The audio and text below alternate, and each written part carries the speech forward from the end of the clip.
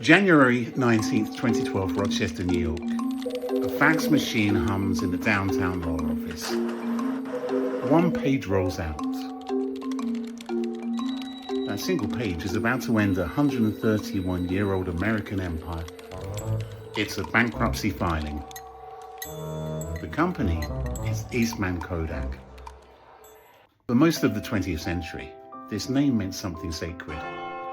A wedding, a birthday, a newborn child? You reached for Kodak. They didn't sell film, they sold memory itself. At their peak, they controlled 90% of the film market in the United States and employed over 40,000 staff. They were the kind of stock your grandfather told you never to sell. Now, in the cold light of January morning, that company's filing for Chapter 11. And here's the part that should keep you up at night.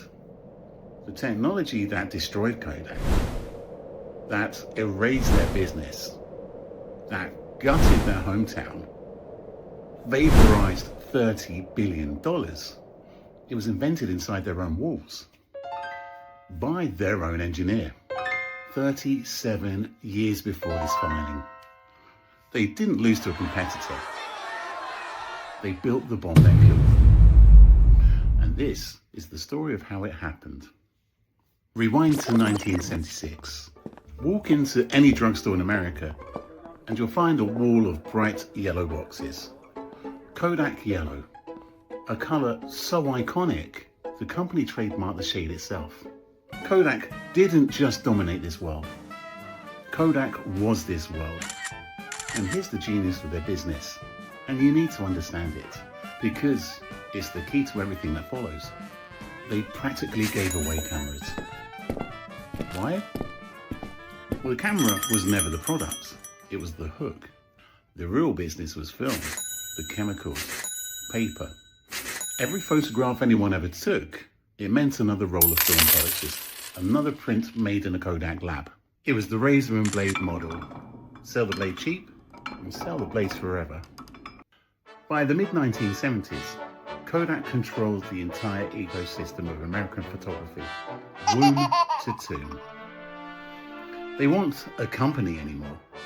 They were an infrastructure, as permanent and unquestioned as the Postal Service. Nobody in Rochester thought this could end.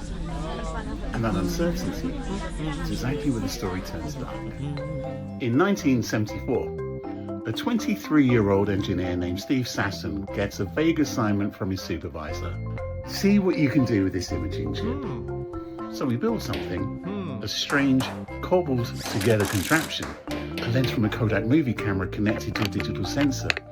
The signal converted from analog to digital, and then recorded onto an audio cassette tape. It was 8 pounds in weight. It took 16 AA batteries. It was roughly the size of a toaster. December 1975. A lab technician poses for the first photograph this device will ever take. The shutter clicks. Then, 23 seconds later, the image finishes recording. It's grainy, it's black and white. It's 100 pixels by 100 pixels. Lower resolution than a postage stamp. Oh, Jesus. But real. A photograph with no film, no chemicals, no darkroom. The world's first digital camera. Sasson knows exactly what he's holding. He brings it straight to the executives. Just picture the room. Kodak's senior leadership, running the most successful photography company on the earth. Sasson takes a photograph of them all. He plugs the tape into a playback unit. A grainy image flickers onto the television screen. Nobody asks how it works.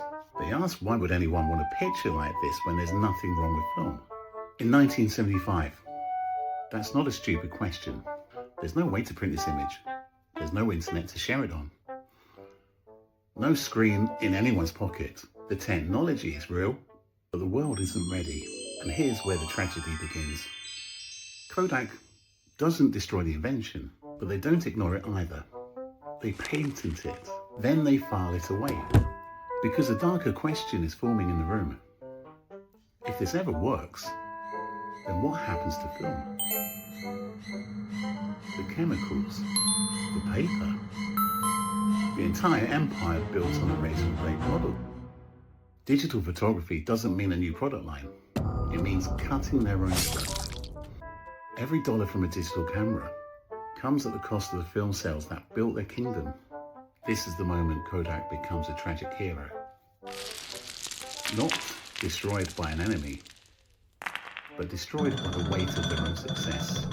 They built something so dominant that only they could kill it.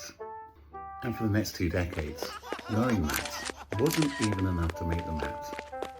The 80s arrived and then the 90s. And Kodak doesn't ignore digital. That's the myth. The truth is worse. They continue developing it, quietly, cautiously, patenting piece after piece. Building a war chest of intellectual property worth billions in future licensing. But developing a technology and committing are different things. Every time digital threatened to gain traction, the same calculation ran through Rochester. How much film revenue would this cannibalize? And every time, film was still too big, too profitable to risk. This is corporate complacency at its most dangerous. Not laziness, paralysis. The richer Kodak became, the more they stayed in the present. And the harder it became to sacrifice that present for an uncertain future. Meanwhile, the ground shifts. Sony, Canon, Casio.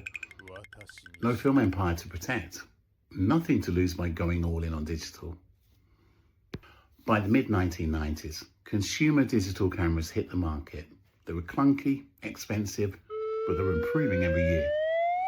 In Kodak, they watched the resolution climb and the prices fall.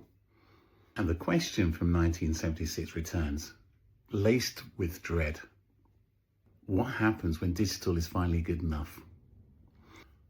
By the early 2000s, the answer arrives a lot faster than Rochester wants to admit. Digital stops being a novelty and becomes the default. Film sales, the company's lifeblood for a century, they don't decline. They collapse.